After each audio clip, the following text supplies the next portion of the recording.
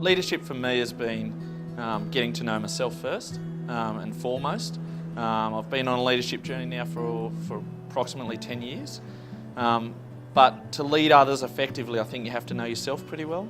And to do that, I suppose, you need some tools and strategies and advice to rediscover or to discover yourself, to better get to know yourself, to be comfortable with that self-talk, to allow it but to manage it, and just to create the space so that you can get to know yourself before you start being effective to others. And I think that creating vulnerability and allowing yourself to be vulnerable in the workplace takes time and takes a good culture around you to allow that to happen. And the leadership journey that I've been fortunate enough to be on has allowed that. And when you can do that, I think you start to become a more effective leader and create a better space for the leadership team that you're working with and for those people to be better leaders within themselves.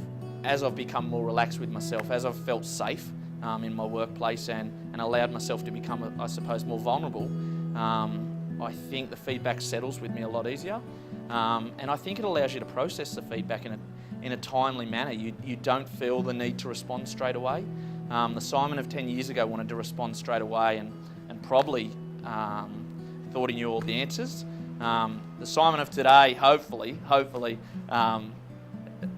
is willing to take the feedback on board and not try and give an answer straight away, but let that feedback settle and be welcome to more feedback. The cultural journey has been a commitment that we have kept to. It's not something that's been fleeting. It's not a one-off event. It's something it's continuous. We've grown financially through the years, and it would have to be a result of the way we operate, the way we talk, the way we are. For me, those courageous conversations that now can take place because we're all speaking the same language. The productivity that we get out of that. Whereas before, if they were suppressed, people held back, we wouldn't go forward. So now great ideas come forward. They get tabled, they get considered, they go up to the top, those channels are open. We know that people are not primarily motivated by money. They want a great place to work, and essentially that's what we've provided. And that's come from our cultural journey. People don't leave because they love it, they want to come to work, and they enjoy the interactions because we're all talking the same language. One of the things that we've noticed here is we're getting real conversations. So those conversations aren't just about work, they can be about how they feel during a conversation or a project or a task, and acknowledging people's feelings as we're working through some of these projects. I think one of the traps that many organisations get caught in is the end justifies the means. For us personally, or our organisation, I would say that that's not the case.